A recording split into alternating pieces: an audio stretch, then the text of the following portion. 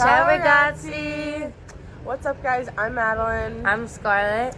And today we're going to be talking about 3 Podfathers. Joe Barone, Bobby Luisi, and Dominic Cicale. So just for kind of a forewarning, we deeply and sincerely and wholeheartedly apologize for any excess background noise. We tried to give you guys the most authentic feel for Florence while talking about some of our Podfathers. So we're kind of just in the wild right now. So you might hear cars like this go by, things like that. Just bear with us. That's a good point, Scarlett. It really brings out the authenticity about, the city. And, it's the best maybe a Podfather will walk by us and we wouldn't know who it was. Yeah, well, wouldn't that be interesting? Yeah, that would be so interesting. So let's just get right into it. Oh, Laura. So, to begin, I will be talking about Bobby Luisi. And this guy, he's interesting because, he grew up in Boston. His dad was part of the mob, and he wanted to follow in his father's footsteps, kind of the basic mafia timeline. But he got in trouble. He got arrested for dealing some coke. Classic. Yeah, in the 90s, I think. And then he had sort of a wake-up call, and he was like, okay, I got to get my life together. So he turned to God, which is, I feel like, religion's a very popular thing, and it's a good coping mechanism for people. Yeah, I feel like that's, pretty, predictable. Yeah, but, if you go on his page, you will see every video is something along the lines of redemption or forgiveness, which is, good for him. That's good that he realized, he was a criminal, what he was doing was wrong, but... maybe it's time to, not monetize off of crime and murder. Exactly, but I feel like the religion, just my opinion, I feel like the religion is kind of an easy way out. And I kind of see that. I also feel like it's kind of crazy to... I guess religion's all about forgiveness, so I don't know if that's necessarily fair to say, but, I feel like you can't really consider yourself such a worshiper if you spent most of your career and most of your life thus far doing drugs, doing the worst organized crime you could imagine. Just interesting. Very interesting.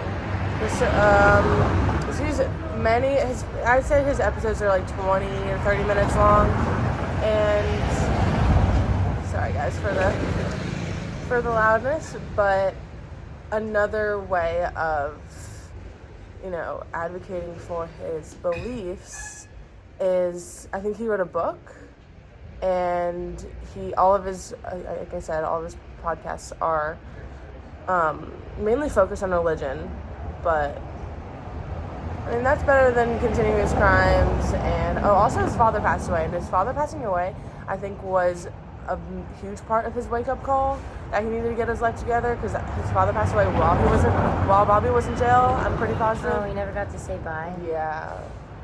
Sad. So, can I ask you? I'm not sure if you mentioned it, and I'm not sure if you know, but did he become a Christian? Do we know what religion he turned to? Yeah, he turned to Christianity, and I want to say, I don't think he became a priest or anything, but imagine he became a priest. I know. Well, his show is called The Bobby Luisi Show. That's his podcast, and they're all over YouTube. And some you can pay for, some are 30 seconds long. But I don't know. I just feel like that's an interesting way on reflecting on your life and reflecting on the decisions you've made when they're so serious like that. So in a nutshell, basically he became a mobster, traditional pipeline. He got too far into his troubles, went to jail, came out, had a God awakening, epiphany, and started monetizing off of it. Pretty much, yeah. Interesting. Well, so with that being said, let's hear a word from our sponsor. Hello, everybody. I just wanted to inform you that Capital Christian, my new book, is out. We've been mailing books every other day, thank God. They're moving. And you can go up to Etsy store, to our store up there, the Bobby Luisi store, and get your copy. And it's going to be a signed copy. I'm signing every copy and mailing them out myself. I want to do that for the next few months until I put it up on Amazon. So if you want your copy, go up there and get it. Also, we also have God's Plan Revealed. My other book is up there, and our cups, our t-shirts. We got a lot of nice products up there. So if anybody's interested, and down in the description, you can hit the link there and go right to the store and get your book. I hope you buy it, and I hope we're signing it for you. Thank you.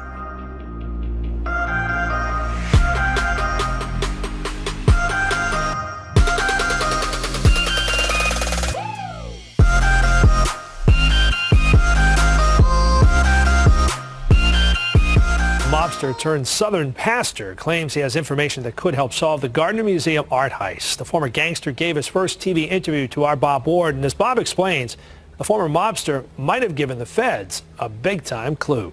Hello, I'm Pastor Alonzo Esposito. I'm so happy you joined us today. This is Alonzo Esposito, a Memphis, Tennessee pastor who now posts his Christian teachings online and in a new book.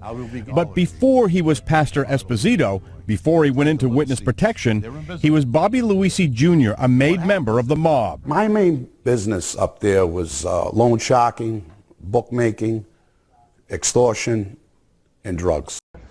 Buongiorno, we're back.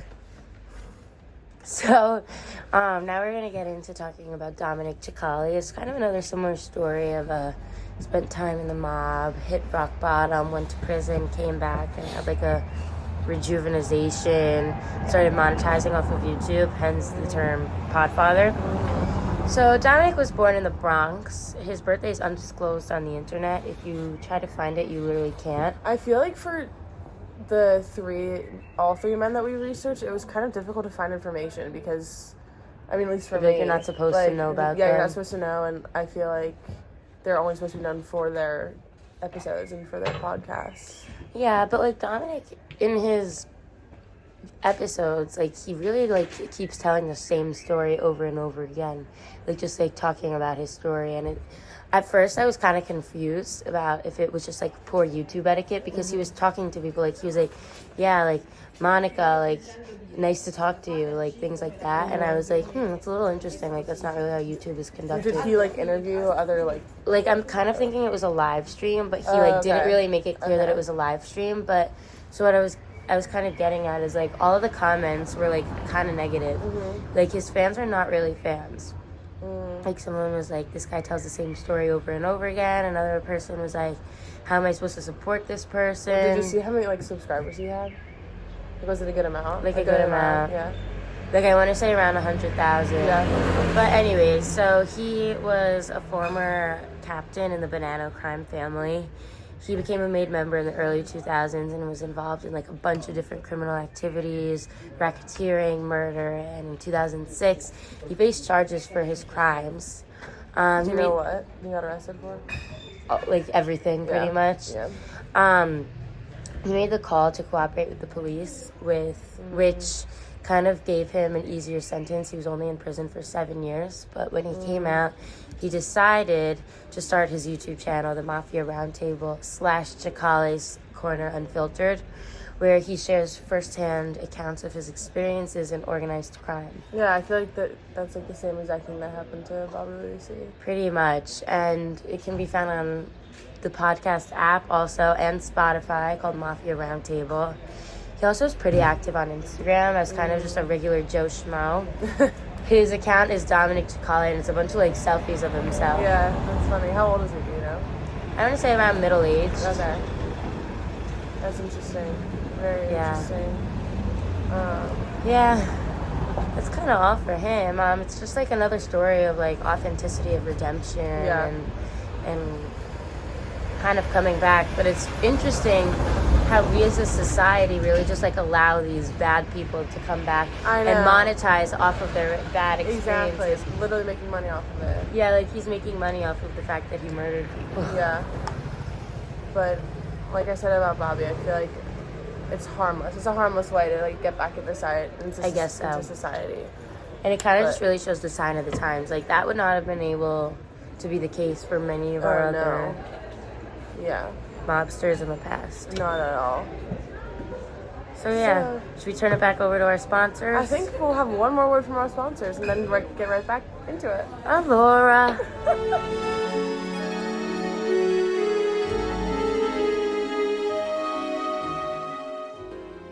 Good evening, good morning, good afternoon, everybody. Welcome back, Mafia Roundtable with Dominic Sicali.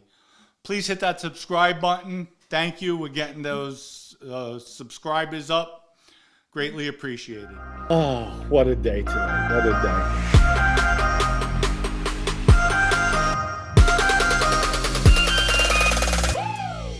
Day. It's my birthday. So we're celebrating here in Zurich, Switzerland.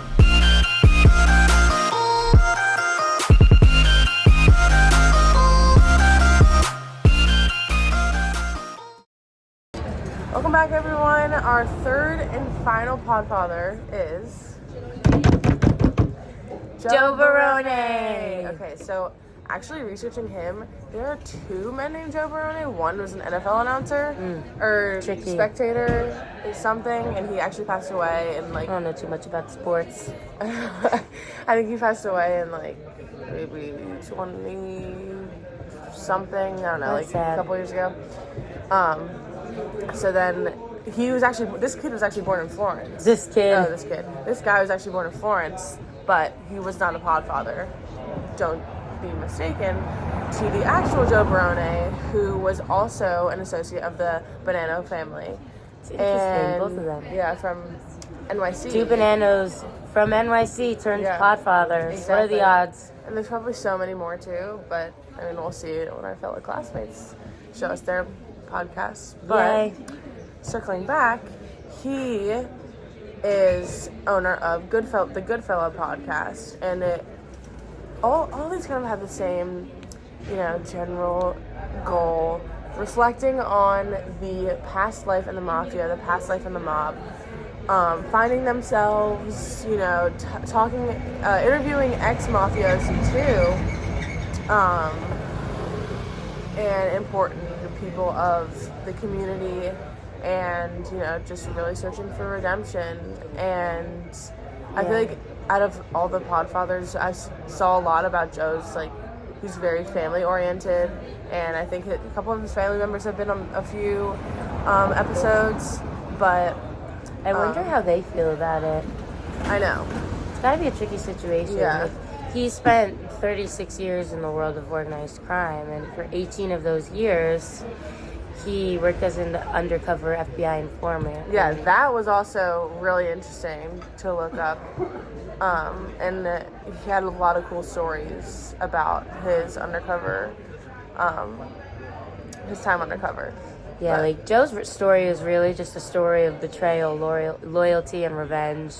It's pretty interesting, and he's another one who lost his father, and it was a really impactful moment for him. It was a tragic murder, and he had turned on the family that he'd been part of for nearly 2 decades, convinced that the mafia was responsible for it, which led to a really dramatic shift in loyalty, which actually then led him to work with the FBI and become one of the longest standing undercover informants in the history of organized crime.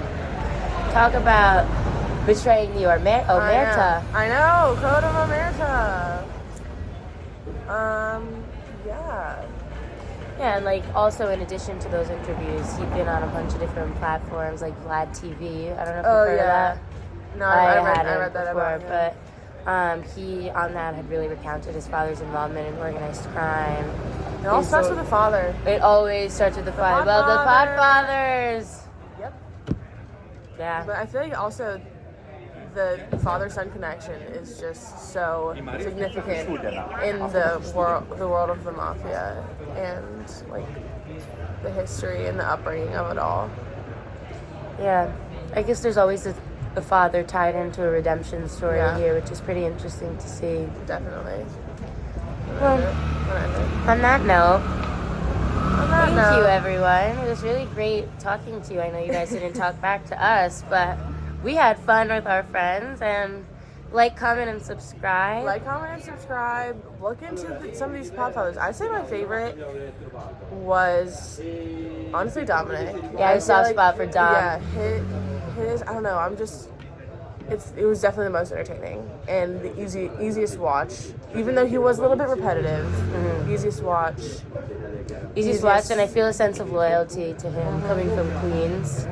That's true. I have family from the Bronx. Your dad in the mafia? Yep. Just broke the omerta. No, I'm just kidding. My dad is an accountant. Well, we'll see you guys next Tuesday. See you guys next Tuesday. Ciao. Ciao ragazzi.